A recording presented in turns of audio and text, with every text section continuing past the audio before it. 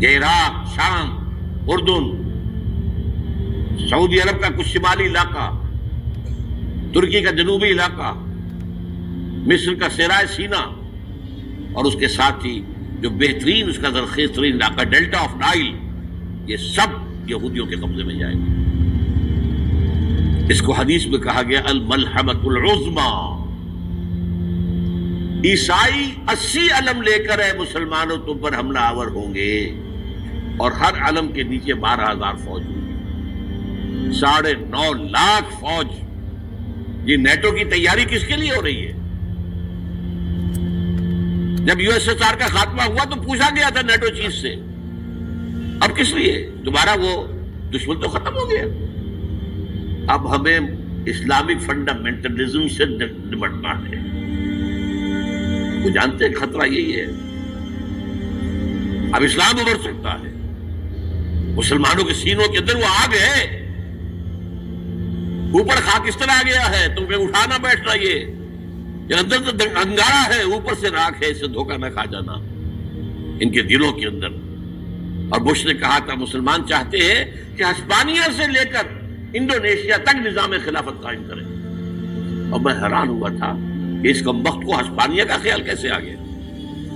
ہمیں تو کبھی آتا ہی نہیں، اب ہم تو بھول گئے، وہ تو 500 برس پرانی بات ہے، جبکہ وہاں سے ہمیں نکال دیا گیا تھا۔ اگرچہ اقبال نے کہا تھا ہے ارض فلسطین پہ یہودی کا اگر حق، ہسپانیہ پر حق نہیں کیوں اہل عرب کا؟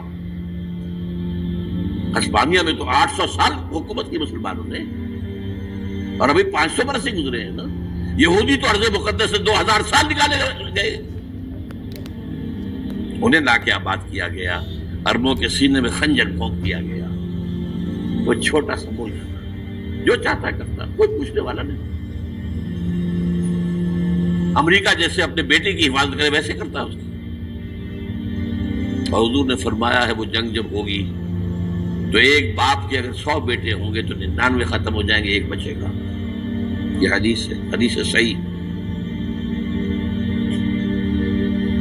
اور آپ نے فرمایا ویل للعرب من شر قد اقترب، عربوں کے لیے ہلاکت ہے، عربوں کے لیے بربادی ہے اس شر سے جو قریب آ چکی ہے۔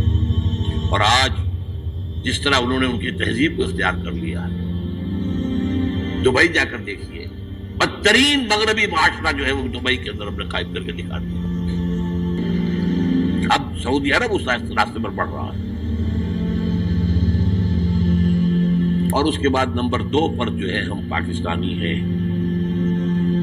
لیکن میں اس کے وہ پہلی بات جو کہہ رہا ہوں وہ تو یقینی ہے، اس میں تو احادیث صحیحہ موجود ہے۔ اگرچہ اس کے بعد پانسا پلٹے گا، پھر حضرت مہدی کا ظہور ہوگا، حضرت عیسیٰ کا نزول ہوگا، اور وہ گریٹر اسرائیل گریٹر گریو یارڈ بنے گا یہودیوں کا، ایک ایک یہودی قتل ہوگا اور دفن ہوگا۔ یہ بات میں ہونا ہے، میں پہلی بات برس کر رہا ہوں۔ وہ پانسا پلٹے گا جب پلٹے گا، ابھی جو سامنے ہے وہ کیا ہے؟ جس ملحمۃ العظمی کہا حضور نے، جسے آرمگیڈون کہتے ہیں عیسائی۔ آرمگیڈون کی اگر کہیں جا کر آپ دیکھیں گے، آپ ڈکشنری میں مانی تو کیا لکھا ہے؟ A very big war which will be fought between the forces of evil and good before the end of this world۔ اس دنیا کے خاتمے سے پہلے خیر اور شر کی قوتوں کے درمیان بہت بڑی جنگ ہوگی۔ ارمجدون اسے کہتے ہیں عربی میں، اور آرمگیڈون اسے کہتے ہیں انگریزی کے اندر، اور یہ بائبل کی آخری کتاب کے اندر ہے، جو اس میں کہ مکاشفات یوحنا، ریولیشنز آف سینٹ جان۔ یہ تو میں کہہ رہا ہوں یقین کے ساتھ، اور زیادہ دور نہیں ہے، آیا چاہتا ہوں۔ اس لیے کہ یہودیوں کا اور عیسائی جو کنزرویٹوز ہیں، نیو کنزرویٹوز، ان کا 5 نکاتی ایجنڈا ہے متفق علیہ، جس کے تحت یہ جنگ صلیبی شروع کی گئی ہے۔ تو سن لیجئے آپ، آرمگیڈون نمبر 1، گریٹر اسرائیل قائم ہو جانا اس کے نتیجے میں نمبر 2، مسجد اقصی اور قبۃ الصغریٰ کو گرانا نمبر 3، وہاں 3rd ٹیمپل وہ مسجد جو حضرت سلیمان نے بنائی تھی 1000 قبل مسیح میں، پھر برباد کی تھی